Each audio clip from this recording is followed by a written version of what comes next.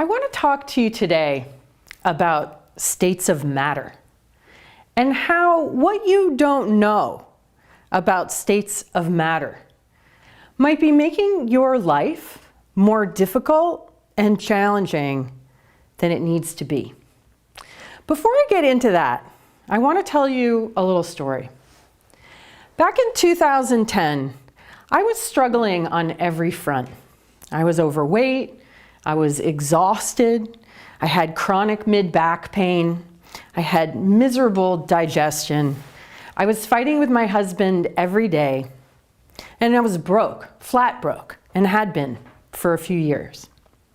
And despite the fact that for the previous 2 decades, I had read hundreds, if not thousands, of self-help books, and I had attended many classes and workshops, but clearly something wasn't working because I wasn't rich and I wasn't fit and I wasn't happy.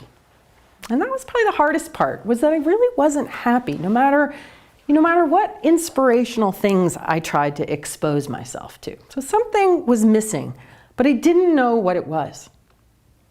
And then one day, my son, who had just turned 12, came to the dinner table and he said, "Did you know that there's a 4th state of matter called plasma?"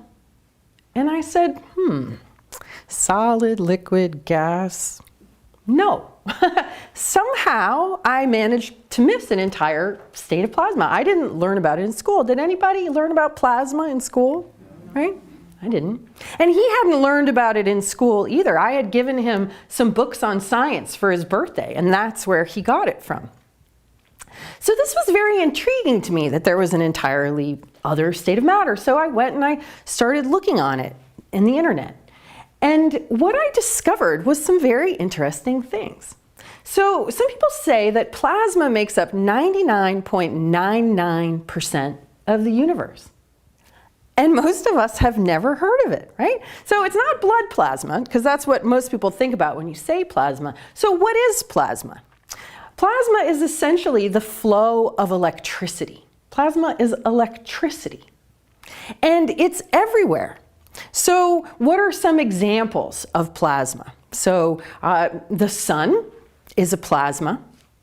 The solar wind that we've been told is a hot gas is actually a flow of electricity from the sun to the earth and beyond. In fact, all of interstellar space, all of interplanetary space is actually a diffuse plasma. It can be very diffuse or it can be very concentrated. When it's very concentrated, we see it in things like lightning. Also, things like northern lights are also a plasma. In fact, the environment all around us is actually a diffuse magnetic plasma. We, like fish, are swimming in the ocean. We're all constantly moving through plasma. And it isn't just outside of us, because it's also inside our own bodies. Our bodies are electric. And even though we've all been conditioned to think of them as chemical, as mechanical, like if something goes wrong in your body, then you need drugs or surgery to treat your chemistry and your mechanics.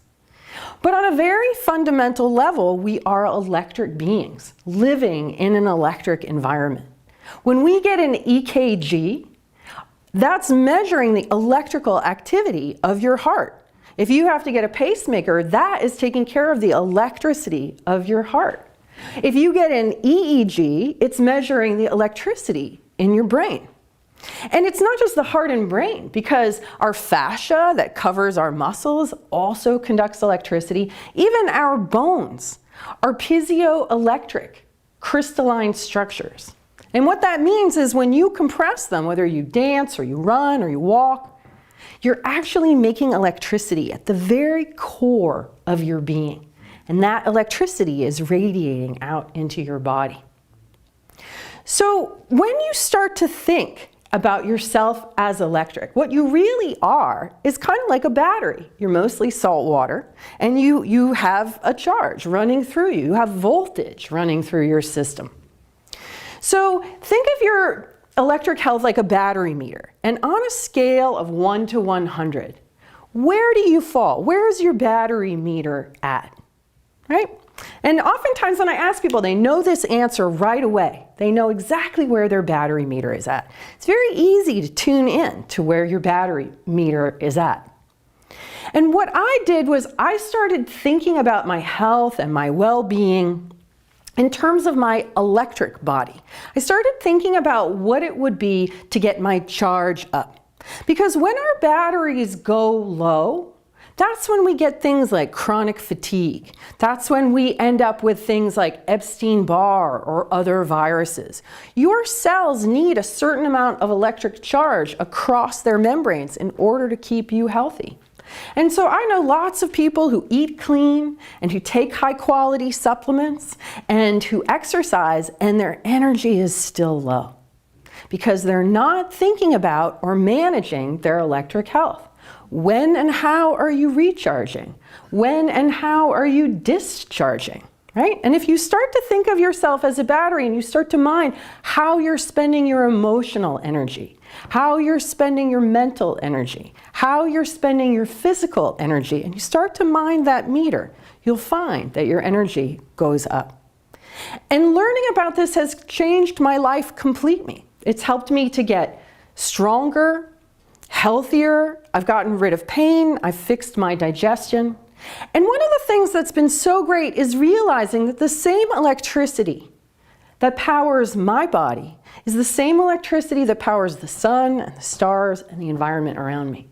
That it's ultimately all one light. And that sense of angst and of separation and of depression even that I felt has lifted as I have come to sense and know on a visceral level that true abundance comes from connection. It comes from feeling connected. And that when your energy goes up, you get to express yourself in all kinds of ways that you couldn't when your energy and your battery is low. So I want to give you a very quick and simple exercise that you can do. There's lots of things you can do to raise your voltage, but this is one easy thing.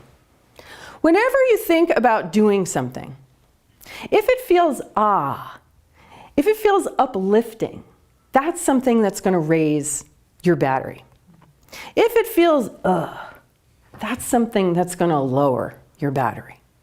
And obviously lots of us have to do things that are right? But the more you find these opportunities to choose the more your life becomes And you get to go through your day with your energy up doing the things that you love. So I'm just going to leave you with a question. What experiences of you in your life are waiting to happen when you raise your voltage? Thank you.